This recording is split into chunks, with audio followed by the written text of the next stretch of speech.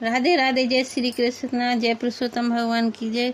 आज परमा एकादशी है। परमा एकादशी की व्रत कथा और पुरुषोत्तम मास का 22वां अध्याय। इसमें क्या खाना चाहिए, क्या नहीं खाना चाहिए, इसका वर्णन किया गया है। ध्यान से सुनिए, लाभदायक होगा। जय श्री कृष्ण, जय पुरुषोत्तम भगवान की जय। परमा एकादशी की व्रत कथा इस प्रकार है, सुनिए। परमा एकादशी पुरुषोत्तम मास के कृष्ण पक्ष की एकादशी का नाम हरिवल्लभा एकादशी है। इसे परमा एकादशी भी कहते हैं। परमा एकादशी की व्रत कथा। परमा एकादशी प्राचीन काल में बरबाहु नामक एक दानी तथा प्रतापी राजा था। वह प्रतिदिन ब्राह्मणों को 100 गाय दान करता था। उसी के राज्य में प्रभावती नाम की एक बाल विधवा ब्राह्मणी भी रहती थी, जो भगवान विष्णु की परम उपासका थी। पुरुषोत्तम मास में नित्य स्नान कर विष्णु तथा शंकर जी की पूजा करती थी। हरिवल्लभा एकादशी का व्रत भी इस बीच वह निरंतर करती रहती थी।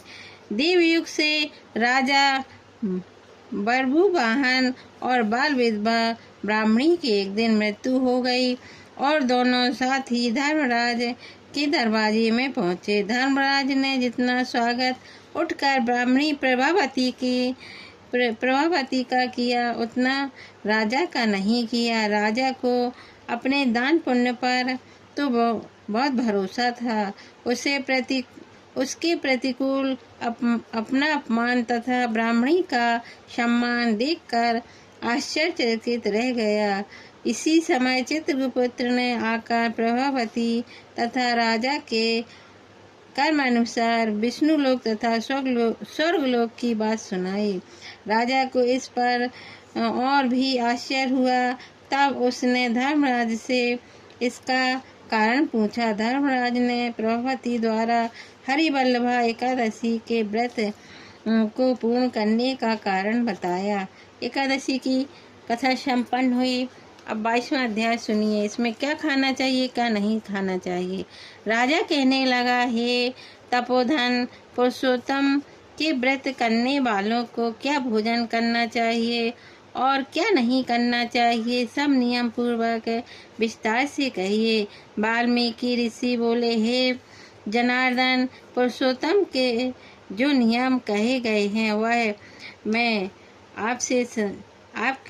आपसे संक्षेप में कहता हूँ, आप सुनिए। पवित्र होकर पुरुषोत्तम मास में गेहूँ, चावल, मिश्री, मूंग, जौ, तिल, मटर, अदरक, साग, ककड़ी, केला, सेंधा नमक, दही, घी, शक्कर, मक्खन, आम, शहद, पीपल, जीरा, सौंठ, इमली, सुपारी, इलायची, आंवला लेना चाहिए तथा बिना तेल के पके हुए यह सब भोजन करना चाहिए कहे गए हैं।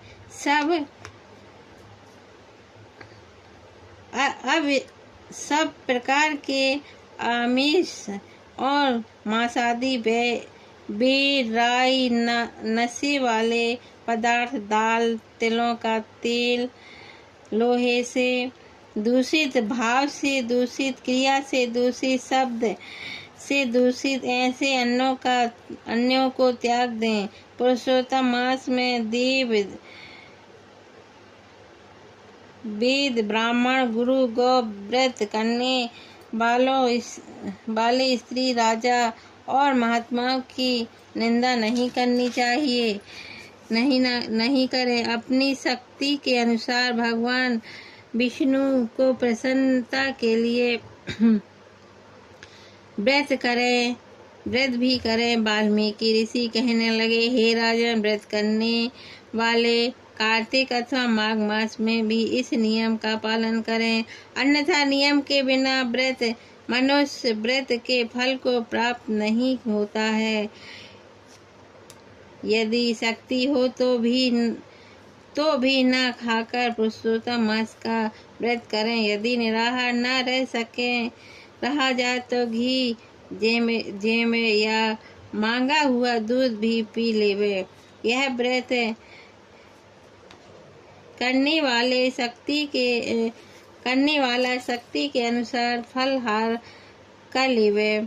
बुद्धिमान पुरुष जैसा व्रत का भंग नहीं हो वैसा ही कर लेवे। पुरुषोत्तम मास में 1,00,000 तुलसी के दल से शालिग्राम का पूजन करने से अनंत पुण्य होता है। जो इस विधि से पुरुषोत्तम मास का व्रत करते हैं उसको देखकर यमराज के दूत दूर से ही भाग जाते हैं। हे राजन, इस मास का व्रत 100 यज्ञों से भी श्रेष्ठ है। 100 यज्ञों के करने से स्वर्ग प्राप्त होता है। पुरुषोत्तम मास का व्रत करने से गोलोक प्राप्त होता है। पृथ्वी में जितने तीर्थ हैं और क्षेत्र हैं वे सब पुरुषोत्तम मास का व्रत करने वाले के शरीर में वास करते हैं। 22वां अध्याय समाप्त हुआ। श्रीमन नारायण नारायण हरि हरि। श्रीमन नारायण नारायण हरि हरि। श्रीमन नारायण नारायण हरि हरि। आरती। व्रत कथा सुनने के बाद आरती करनी चाहिए। आरती। आरती कुंज बिहारी की, श्री गिरधर कृष्ण मुरारी की। गले में बैजंती माला, बजावे मुरली मधुर बाला। श्रवण में कुंडल जल काला, नंदी के आनंद नंद लाला। आरती कृष्ण मुरारी की, श्री गिरधर कृष्ण मुरारी की। गगन सम अंगी कांति काली, राधिका चमक रही आली। लतन में ठाड़े वनमाली, प्रमण सी अलक कस्तूरी तिलक। चंद्र सी झलक ललित छवि श्यामा प्यारी की। आरती कृष्ण मुरारी के।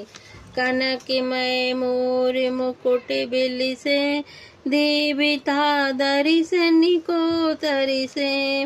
गगन सो सुमन बहुत बरसे, बजे मोर चंड मधुर मेरे दंगे। ग्वालिनी संग अतुल रति गोप कुमारी की। आरती कृष्ण मुरारी की, श्री गिरधर कृष्ण मुरारी की। जहाँ ते प्रगट भई गंगा, कलश कलिहारणी श्री गंगा। स्मरण से होते मोह भंगा, बसीस विशीष जटा के बीच। हरे अदकीत चरण छवि शिवन बारी की। आरती कृष्ण मुरारी की।